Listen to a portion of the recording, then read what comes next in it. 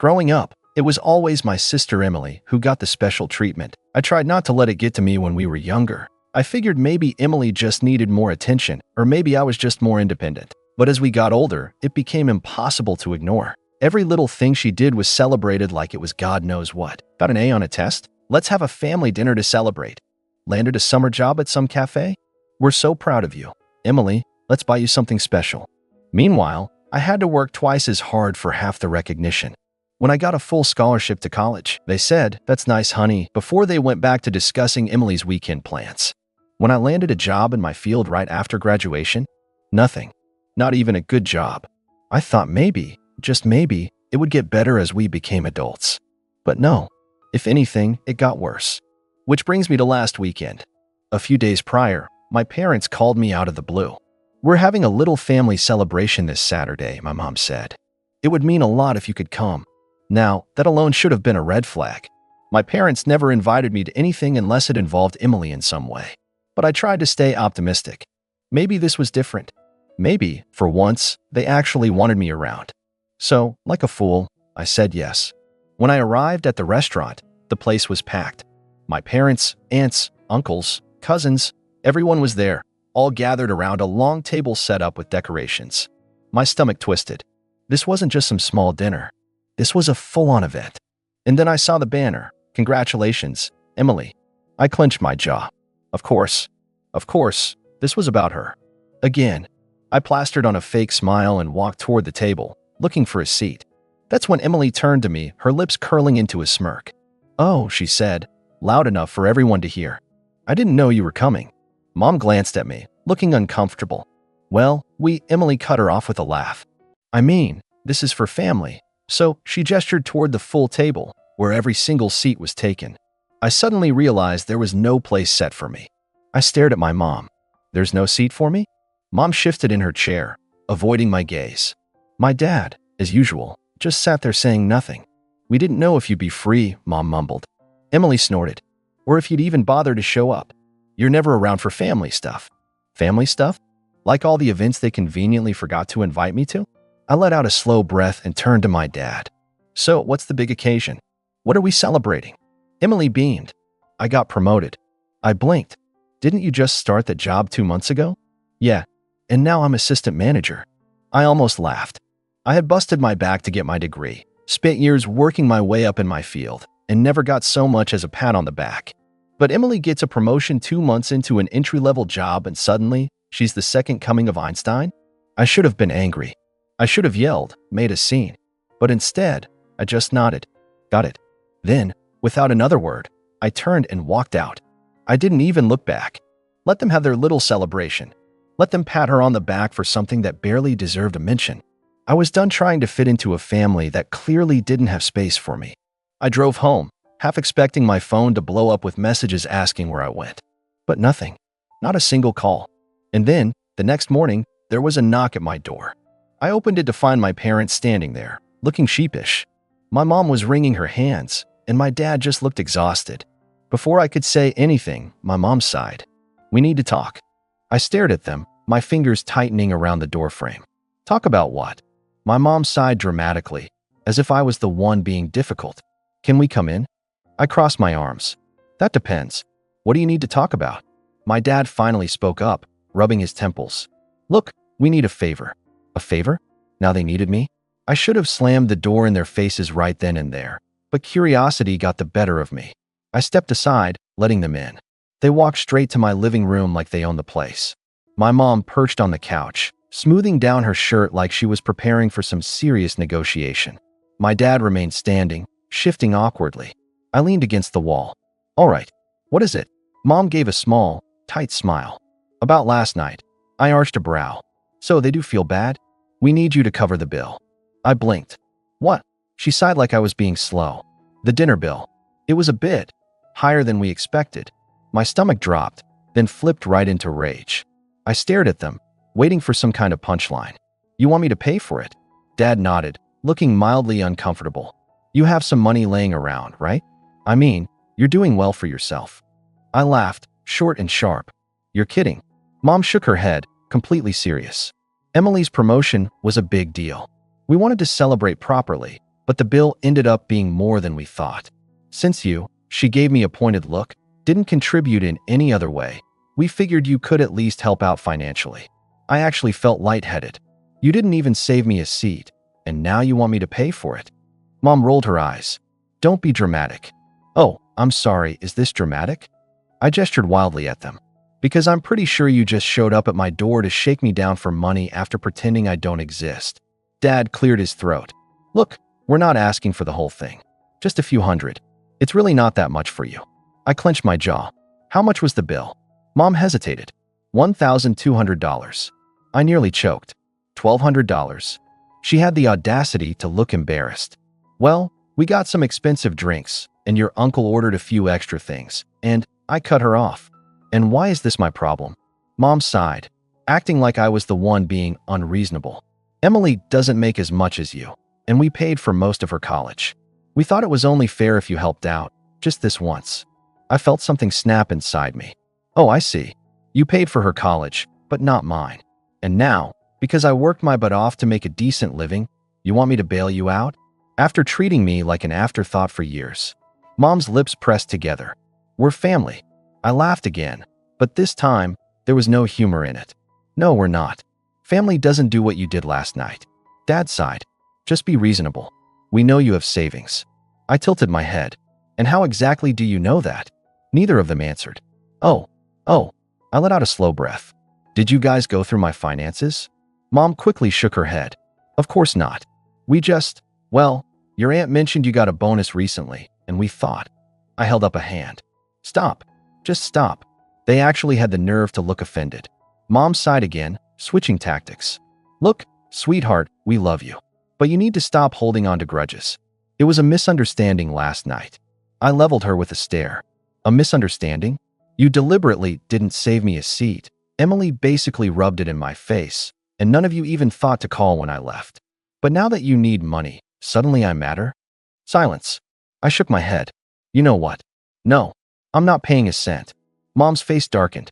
Don't be selfish. I scoffed. Oh, you want to talk about selfishness? Let's go there. I crossed my arms, my voice ice cold. Selfish is throwing a huge dinner for Emily's promotion while never acknowledging anything I've achieved.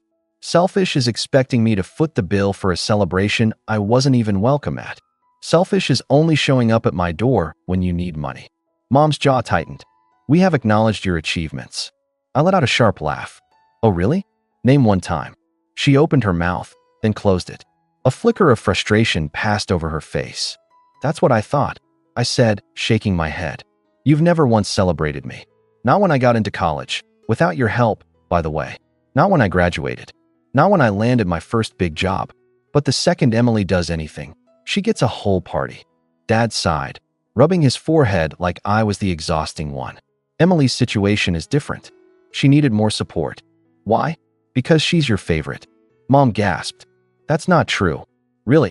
I raised an eyebrow. Then why did you pay for her college but tell me to figure it out on my own? Mom hesitated, her lips pressing into a thin line. You were always more independent. I scoffed. That's not an excuse. You made me independent because you didn't give me a choice. Meanwhile, Emily gets everything handed to her, and I'm supposed to be okay with that? Dad stepped in, his voice firmer.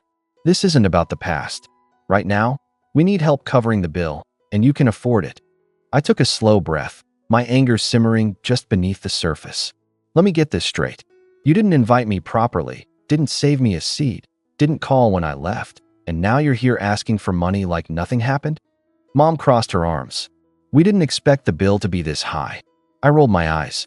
Then maybe you should have ordered less. She huffed. Stop being petty. You know we'd do the same for you. I barked out a laugh. That's funny. Because you haven't. Not once. When I was struggling in college, did you offer to cover my rent? No. When I was eating instant noodles for weeks, did you offer to help? No. But the moment Emily wants to celebrate, suddenly the budget doesn't matter. Dad's face darkened. We are your parents. You owe us some respect. That word, oh, made me angry. I straightened, my voice steady. No, I don't owe you anything. Respect is earned. And after last night, you've lost whatever little I had left for you. Mom looked genuinely stunned, like it had never occurred to her that I might say no. Dad let out a frustrated sigh. Fine. If you won't help, we'll have to figure it out ourselves. Yeah, I said coolly. You will. Mom gave me a sharp look. Don't expect us to be there when you need something. I let out a bitter chuckle. You were never there anyway. She flinched. I walked to the door and held it open. You can see yourselves out. They hesitated, like they wanted to say something else, but I just stood there, waiting. Finally, Mom huffed and stormed out, Dad following behind her. I shut the door, locking it behind them. Then, I exhaled slowly, the anger still buzzing beneath my skin. Something told me this wasn't over. The next morning, I woke up to a barrage of texts. My phone buzzed nonstop, the notifications piling up like some kind of digital ambush. Mom texted, "You embarrassed us. Do you even care about family at all?" Dad texted, "This isn't how you treat the people who raised you." Emily texted, "Wow, you really couldn't even spare a few hundred? Pathetic." Mom texted, "Again, your aunt and uncle were shocked by your behavior. So were we." I stared at my screen, barely able to process the sheer audacity. They weren't mad at themselves for what they did. They weren't apologizing. No, they were mad at me for refusing to be their personal ATM. I wasn't in the mood for this. I put my phone on silent, got up, and made myself coffee. The warmth of the mug helped ground me, but the anger was still there, simmering just beneath the surface. They had never supported me, never celebrated me, never cared when I was struggling. But now that they needed money, suddenly I was selfish for not handing it over? I should have expected it. This wasn't the first time they had pulled something like this, though this was definitely the worst. Growing up, it had always been about Emily. When she got an A on a test, it was a big deal. When I got straight A's, barely a nod. When she made the soccer team, she got new gear and a huge family dinner. When I got accepted into a competitive program, a quick, "That's nice," before moving on.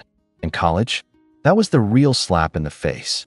They had promised to help with tuition when I was younger, but when the time came, suddenly there were financial issues. I had to take out loans, work multiple jobs, and scrape by while Emily breezed through with everything covered. "She needs more help," they had said. "You'll figure it out." Well, I did figure it out.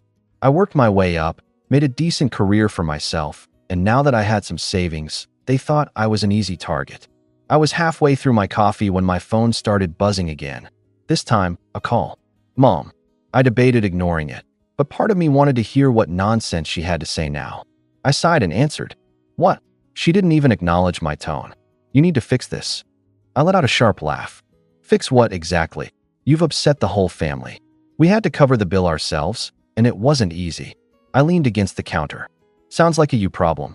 She scoffed. "We were counting on you. You have plenty of money, and you let us struggle instead." "Oh no," I said flatly. "You mean you actually had to take responsibility for your own choices? That must have been awful." "Don't be a brat," she snapped. "Your aunt and uncle think you were incredibly rude. You should apologize." I nearly choked on my coffee. Apologize? Yes. For storming out, for making a scene, and for not being willing to help your own family. I was honestly impressed at how deep her delusion ran. Right? So just to be clear, you invited me to a celebration, didn't save me a seat, told me I wasn't considered immediate family, ignored me when I left, and then expected me to pay for the whole thing. And somehow I'm the bad guy. She sighed like I was being unreasonable. "You're twisting things."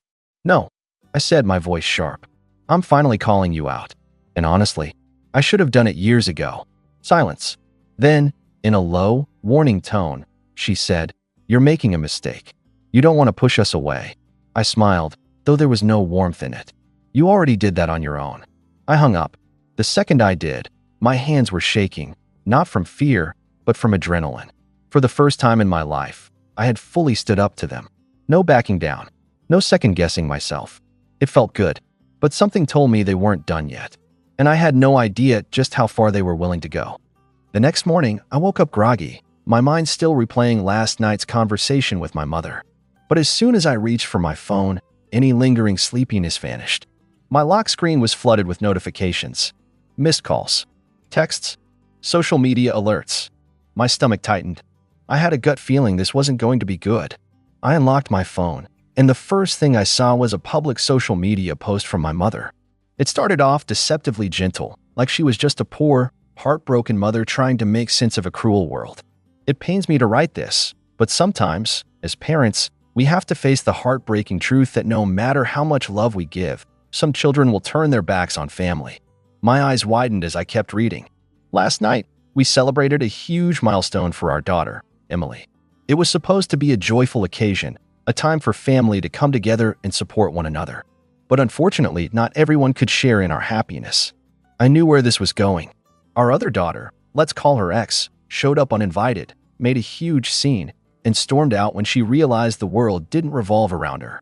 And if that wasn't enough, she refused to help when we unexpectedly needed assistance with the bill, despite having more than enough to spare. I'm absolutely devastated that someone we raised with love could be so heartless, putting money above family. If anyone has advice on how to deal with a selfish, ungrateful child, I'd appreciate it. I froze. The absolute nerve of this woman. It wasn't just a vague, manipulative guilt trip. It was a full-blown smear campaign. My own mother had just thrown me to the wolves. My pulse pounded as I scrolled down to the comments section, already knowing what I'd find.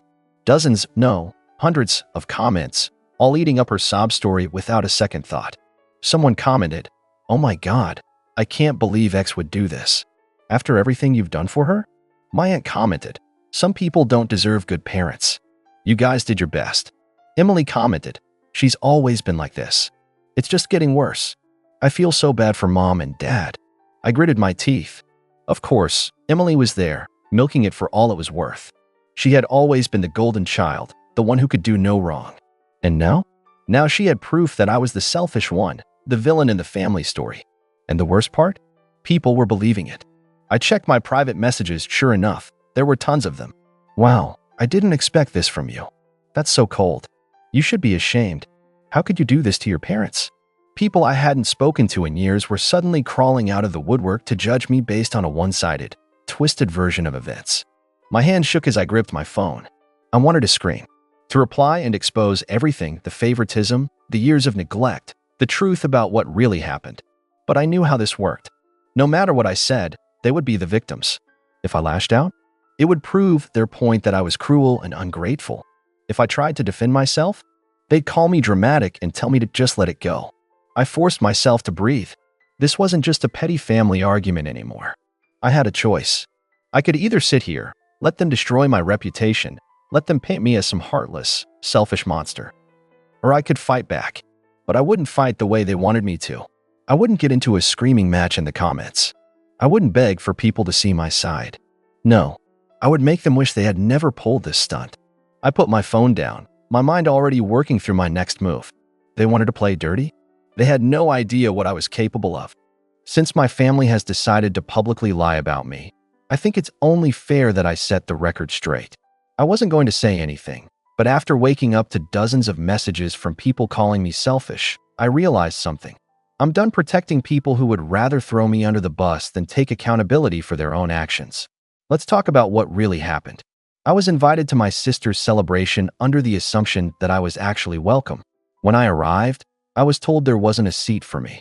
My sister, who, by the way, has always been treated like royalty while my accomplishments were ignored, made it clear that I wasn't considered immediate family. So I left. No yelling, no scene. I just walked out. Then, hours later, my parents showed up at my door, not to apologize, not to explain, but to ask me to pay for their bill. That's right. The same people who didn't think I was worthy of a seat at the table thought I should pick up the check. And when I refused, suddenly, I'm the villain. Suddenly, I'm this selfish, heartless one. I wasn't the one who made a huge scene. That was them. I wasn't the one who decided to put money over family. They were when they tried to use me as their personal ATM. And now, instead of dealing with the truth, they've resorted to publicly smearing my name because they know they're in the wrong. But here's the thing. I don't care anymore. I've spent years hoping for their approval. Years working hard. Achieving things that they barely acknowledged, while my sister got celebrated for the bare minimum. I've let it slide when they made me feel like an outsider in my own family, when they dismissed my feelings, when they prioritized my sister time and time again. But this was the final straw. So, let me be absolutely clear. I am done. I don't want an apology. I don't want to talk it out. I don't want anything to do with people who only see me as a financial safety net and an emotional punching bag. From this moment forward, they are no longer my problem. And before anyone says, "But they're your family," no. Family doesn't treat you like this. I read over it one last time, making sure there were no unnecessary emotions clouding my words. It was firm. It was factual. And most importantly, it was final. I hit post.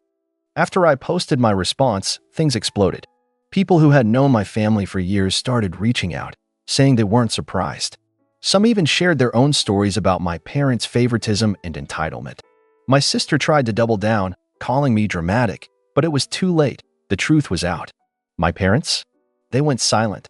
No apology, no response. Just gone. And honestly, I don't care. Cutting them off was the best decision I've ever made. For the first time in my life, I'm not walking on eggshells, not bending over backward for people who never appreciated me. So, what do you guys think? Was I too harsh? Or was this long overdue? Let me know.